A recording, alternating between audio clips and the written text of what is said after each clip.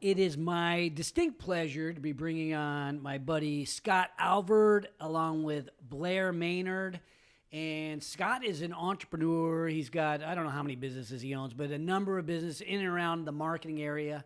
He also is a city council person for the city of Roseville, and he's involved in education at William Jessup University. He brought along Blair Maynard. He's a senior, and they are working on something that I think is going to be educational for all of us in the realm of branding and marketing. So we're going to share the story of what they've been working on as their class project and how it's actually changing the business for one of our portfolio companies here at Haney Biz. So welcome to the show, Scott. Welcome, Blair. Hey. Thank you. Thanks for being here. Okay, so maybe if we can, Scott, why don't you start by maybe just a little bit of your background and then why you decided to run this program at William Jessup. One of my companies is Advanced Development Concepts, and I do business consulting. And a lot of business consulting, when you're working with a company trying to help figure out our tagline's helping businesses thrive. And so when we try to set up a company to grow, we start with like a SWOT analysis. We learn about their strengths, weaknesses, the opportunities and threats out in the market. And I try to really define that well for the company. And we do a one-page strategic plan. We try to get things set up so we kind of know where we're going. And then when we get in, a lot of consulting has to do with marketing. And a lot of companies that hit walls, they need to change their marketing style. And there was a technique that I learned years ago. It's called target avatar marketing. And the idea is you design a psychological profile around who you're going after. And you gear your marketing to that person.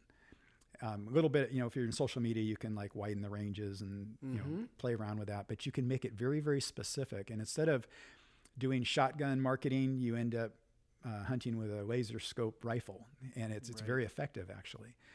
And so I've used that for years in my business. And when I started teaching at William Jessup, I was teaching the upper division marketing class. And we ended up working with the Sacramento Ballet the first year. I had a meeting with them. One of the department heads set me up and said, hey, go talk. They're talking about maybe using a class to help market. So I started talking about the target avatar thing that I would be interested in doing. And the ballet got really excited about it because they'd never heard of it before. And so we brought it into the class. They gave us, I think it was an $8,000 budget. And we did the marketing for the Sacramento Ballet. You ran a marketing campaign for Sacramento Ballet. Yeah, for the Nutcracker, which was a $1.1 million production. And we broke all their ticket sales records for prior years. It was fantastic. And it was by targeting using an avatar. Yeah, in that case, we used two avatars. We had a grandma who was trying to bring her family to the ballet, we broke it right down to the psychological aspect. She's getting older. She wants to leave good memories for her family of her. And so we define that in intimate detail, understanding who she is and what her thought process is. And then also for a young mom with children who wants to start family traditions around the holidays. And so we kind of melded those and created a poster and a mailing campaign and social media. Social media we split and went after grandma and mom separately. But it was very, very effective. And we also went to past ticket holders. We actually put ads in their homes and their IP addresses. It was pretty unique what we did. How did you arrive at those two avatars? What is that the people who typically attend the Nutcracker? Is I guess older women and maybe mothers? Well, there was a lot of decision makers on who buys the tickets. Okay. So what we did in all of our classes, all the different customers we've had over the years, we always bring in the experts and we interview them as a class. So the class dresses up. We plan ahead what kind of questions we want to ask, what we really want to understand about their market, and we just define it out and we just ask a ton of questions. What about this? What about that? Who does that? Who do you tend to see? And the class is all taking notes. And then for the next several weeks in class, we're kind of putting everything together and trying to design these psychological profiles around these avatars. Wow. Well, you called me, I don't know, let's call it a few months back, and we're talking about this concept. I got excited about it. I suggested that we do a marketing campaign through William Jessup for the Growth Factory because we're launching this startup accelerator with the accompanying venture fund. And my team was not quite ready to utilize what you have yet. We're a startup and we're not quite ready to sit down and figure it all out. So we suggested one of our portfolio companies, which is Reviver, and they're a digital license plate company. So, Blair, you got involved in that project. Am I right? I did. I was involved with that project. Okay, well, give me a little bit of your background and why you chose this class. And what do you think about your teacher here? How's he doing? Just give me a sense. Remember, final grades haven't come out yet. Yeah, his final grade. Okay, so he's doing okay, huh? Yeah, definitely was a really cool experience. I'm not a business major, so that's something different. A lot of people who are in our class are business majors. But it was just something different and definitely unique for me. Being a resident advisor on campus, I definitely feel as if marketing can not only be used now as a college student, but definitely is something that can be utilized later on down the road. So just definitely learning about marketing and all the strategy that goes involved. Because a lot of times I just thought, marketing is you just put something up online or you put a poster and that's how you get people. But I didn't realize there were so many different unique attributes and different aspects within marketing that you're able to connect with so many different people and target certain people, like with the target avatars. Okay, so let's talk about Reviver for a minute. They're a digital license plate company. A lot of people might not know exactly what they do. You do now, though, because you ran a marketing campaign. So was it you and some other classmates, or were you the lead? So we all worked as one collective unit. Each person within the class, so each group, there were groups of like 5 or 6 people. Each group had their own target avatar that they would address. But overall, our class worked together to address the company itself and figure out like different issues within the company and how we could target different people within those target avatars themselves. So for instance, like I think mine was like a tech enthusiast. So somebody who really likes technology, somebody who's really interested in that. One of them I think was like a younger kid who wants to look cool at school, can kind of convince their parents. Younger kid, but he's somebody with a driver's license. Yeah, so like somebody around like 17, 18. So just to address that, and I think another person was around like 30 years old. So you chose 3 avatars. One was somebody who is tech oriented because it's a digital license plate. It might be interesting for somebody who's tech enabled or a tech enthusiast. The young person wants to look cool because he's Reviver license plates are cool. And then the other one was like an elderly person? The third person was actually a car enthusiast is what we titled it, if I'm correct, Scott. Yes. So that car enthusiast was somebody who likes to work on their car, could have an older car, could have like a newer car, but they really liked to work on cars. And so that digital license plate is something that they could put on their car that could make them go above and beyond like the competitions if they enter car shows, or something that just makes them stand out. So that was really what we addressed. How did you arrive at those 3? Because I think there's probably people listening here that have customer segments that might vary widely. How did you choose those? Was that Reviver coming up with these ideas, or was that happening in the class? At least, I feel like Scott can definitely piggyback off of me, but I feel as if it was our class kind of developed those people. But he also, the Reviver company had some people that they were directly wanting to target, but our class really deciphered which people we should be targeting based on the information that they were addressing in some of the company's attributes that they have for their license plate, and how we could address those parts of their company to different individuals. Okay, so what's so different about those 3? You got the tech enthusiast, you've got the young kid who can drive, and then the person that's a car enthusiast. How different are they really? They're pretty different. Let me back up a little bit. So one of the things we did when we were researching the company, we had some photos of them doing they'd actually put them on social media, but they had a whole bunch of sticky notes up on a wall, and they were kind of brainstorming, designing future features. And so for the license plate. Yeah, so we grabbed that and we zoomed in on the sticky notes to see what they were writing on the wall.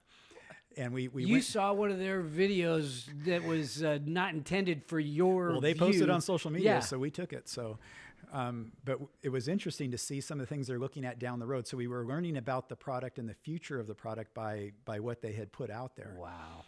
And then when we brought Neville Boston in, the founder of the organization, he was fantastic. And so we'd already kind of knew, we went through their website and we kind of had a rough idea what things were. And so we had a ton of questions for him. So the students all dressed up real professional, and they all had their questions ready. And he was great, just answered, was rolling with the punches. Everybody got involved in the interviewing him for a whole class period. And then the next couple class periods, we were just breaking down the notes, trying to get things down.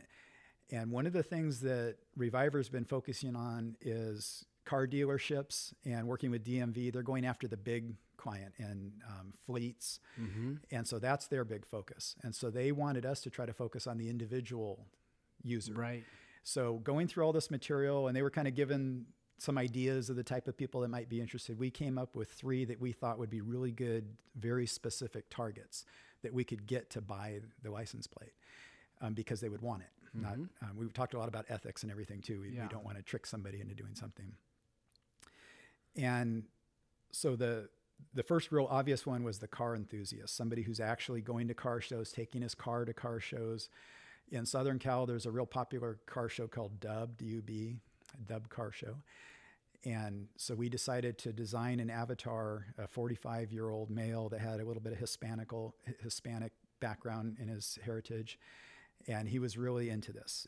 He had stress at work. We described him psychologically. He was single, but he got a lot of self-esteem and out of his car. And by having a digital license plate, the only manufacturer in the world that makes these, and being one of the first ones out there, it kind of gives him a little edge. And so we knew that getting in front of him would be very advantageous. And so we can talk later about how we actually did that. Mm-hmm. And then we designed another one in the Bay Area, a tech enthusiast, actually works at Microsoft as a manager, and 50 years old, that guy. Yeah, or 45 years old. He was 45. This was my target avatar, so I took a lot of pride in this project. The 45-year-old Microsoft manager. Oh, yeah. He needs a license plate. So he lives in San Leandro, drives to work in the Bay Area. And again, when we're actually marketing, we widen the gap a little bit. It's not quite that specific, but we described him down to a T. And going through kind of a mild midlife crisis. He's got some kids at home, starting to have some family issues, typical for the age, So the students, I think it was eye-opening for them too, just learning about somebody a lot older than them, some of the typical things they go through. Is he a tech guy that's wearing a hoodie, or is he a pocket protector type guy? Is he a little on the nerdy side, or is he kind of like the cool well, he's 50 years old, guy? And he's managing a bunch of young guys, so he wants to try to fit in with them and wants to have kind of a leadership, make sure that people look up to him. And so part of this would be, him having this on his car would be kind of give him a little advantage. So we're playing off of some of those emotions of being one of the first. And, he's always the first to buy the latest iPhone or whatever. Early adopter type guy. Yeah. So that was a target. And then the 17-year-old was interesting because, parents are paying for the cell phone. This license plate, you can buy it for $19.95 a month, which is cheaper than a lot of cell phones. And we thought he could talk his parents into buying this. And so we designed that avatar. So he's a little bit of upper middle class type guy. Yep. Okay. Yep. And definitely they're all guys though. Those were, because we felt again, these aren't the only people that would buy the plate, right? But these were really high propensity targets that we think if we could get an ad in front of them specifically, we could get the click into their website. Okay.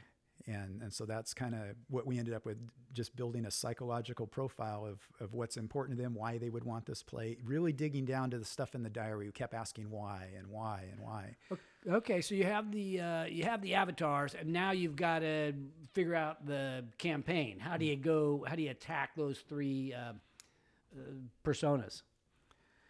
Well, that's the next step when you design avatars. So you figure out where they're at.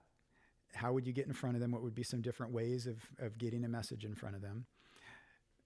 Through the process, it's really difficult in our class, and we had some delays because we're dealing with a pretty big company that's traveling a lot. They're very, very focused, very, very busy.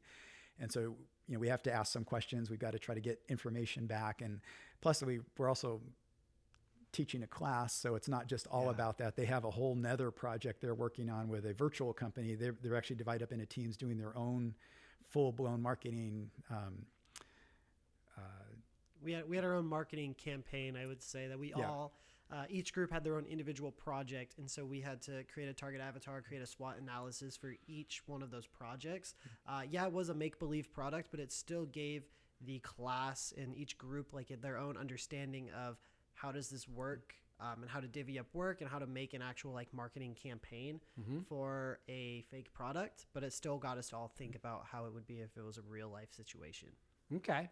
Well, let's talk about Reviver. What continue me through this process so that we can kind of think about like how it might relate to maybe my business or one of our businesses. Well, let's talk about one of our avatars. Okay. So one of the avatars was the car enthusiast. And we did some research, and the dub car shows are generally in Southern California. There's also a auto club speedway down there. I think it's Fontana or somewhere not far from LA.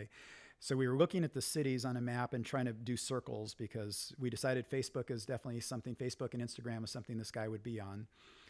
And so we started doing circles, and we picked I can't remember, it was a 40-mile radius or 50-mile radius. And LA ended up being, Los Angeles is a central hub, and all these different car shows were within a certain distance of that. So we created a video, and the video for the car enthusiast had a Shelby car with the license plate on the back. What was the phrase we had on it? On the actual I'd rather be dubbing. The actual letters of the license plate. I don't think so we had 7 remember. letters to work with, but we Okay. oh man, something like leaders. I don't remember. But Something catchy for as a personalized license plate. that they would kind of stand out. Okay. And yeah, the message on the bottom, because you can change the message on the Reviver plate, the little message on the bottom. So it started off with, I'd rather be dubbing. Okay. And again, if you know what a dub car show is, that makes sense. If you don't, you wouldn't, but this ad wouldn't be in front of you otherwise. So it's only to these guys. And then I think the next section, or like the next, because we had it change like 3 different times. So the phrase on the bottom changed 3 times, so you would address different things. So I'd rather be dubbing was the first one, and that really addressed like people who are interested in car shows. I think the next one was Go, and then it was It was LA, so it was Go Lakers. Yeah, Go Lakers was the next one, so it addressed people who are sports fans. And then the last one said, be a leader or something like that was the last phrase. Okay. Something and you put about that leadership. in the video. You showed that as part of the video. It said at the top, you can customize your message, and then we circled the message on the bottom, and then you see the message change these 3 different things. And because they're in Southern Cal, Lakers was a big probability, or Go Dodgers, or I think it might have been Dodgers. Yeah. I think it was Dodgers. And then we knew the guy's a NASCAR fan, and there's a lot of different things we understood about him. So in the Facebook actual ad campaign, we went ahead and ran it for people that had. And in Facebook, it's very incredible because you can pick and choose categories of exactly people that are interested in certain things. So people that are interested in dub car shows, we put this ad in front of them, and they would recognize it. And other types of car shows and NASCAR. And we had a bunch of different categories, and we built this campaign right around this exact personality. And so it's super highly targeted. So it only appears in front of them. It's not going to appear in front of anybody else that's not related to that. And so we've been getting some incredible, it's costing, I think, an average of 60 some cents per click. Okay. And so it's put in front of thousands and thousands of people, and we're getting specific and then they're charging clips a monthly recurring charge. They make a sale after that. They convert one of these people. It's like and for whoever's clicking on the ad is one of their targets. I mean, it's actually somebody that would be interested. That's why they clicked on the ad. We only pay for the click. We're not paying for the impressions that are out there. And so it's just a fantastic campaign and very, very specific. And how will you go on? I know this is new and it's kind of in process, but how would you measure that? The clicks are obviously super important, but is there a conversion metric that you look to do, or is that on their end? Well, we don't have control of their website, so we're going to bring them to the website, and we can show and count how many people went to the website. So it's is it working? Is there people clicking? Oh yeah, people are definitely clicking. We got some stats on it. We had we have more gearing up to do, but right now we've reached 16.4 thousand people. Oh, wow. Unique people. It's had 26,000 impressions, so not quite 2 impressions per person. And again, these are targeted for this specific. And we've had 788 clicks to their website. Wow. And we've only spent $500 in the campaign so far. Wow. And so for 63 cents a click of people that are highly interested in this, it's a very good campaign. That's exciting. So what's the emotion from the class. Now, is that on just that avatar, or is that the complete campaign? Those were 2 avatars. We decided not to do the teenager. That Okay. was, we got so busy in the class, we just didn't have time to do another Okay. video because we don't actually make videos in the class. We kind of do it outside. Yeah. Gotcha. Yeah, Okay, we- so you start seeing that kind of success. What's that feel like as a student does it make you want to go become a marketing person? It definitely put like wind in our sails. It definitely made us be like, whoa, this is actually working. It's not just like meaningless work. It's not like we have to do something that's been assigned to us, but it was actually cool to see responses outside of class that like what we're actually doing is actually working, in a sense of like a lot of times we can have like work that actually doesn't really benefit us. We don't really learn or see how that's actually working, but to actually see live statistics of people clicking on this link, the cost and everything like that is just like really interesting. So it got the class to really be interested in it. And there are a couple people who are actually business majors, and so they got really involved in it and they really loved the project. So it was definitely really cool just to see how each person really reacted differently to it.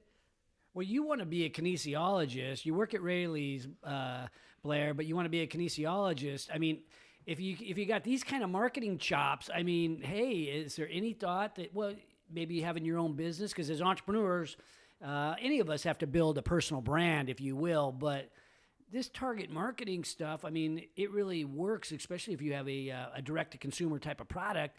Kinesiology could be that. Obviously, Rayleigh's is that. Is there any part of you that says, hey, I want to take some of this know-how to the market? Yeah, so definitely. So like right now I am an RA on campus. So that's like a resident advisor. So I have to like throw events. I have to do different things. So it's really cool that my target is already like a 18 to like 23-year-old student. But how can I address those students and make them show up to an event? And that's by targeting them through different things. So by different, like I really looked at a lot of like, I looked at kind of like colors and how to look at different colors and how people react to different colors and how different colors can bring out different emotions on stuff. I also really looked at like different word phrasing that kids use. So like I have athletes, we have theater kids, we have choir kids.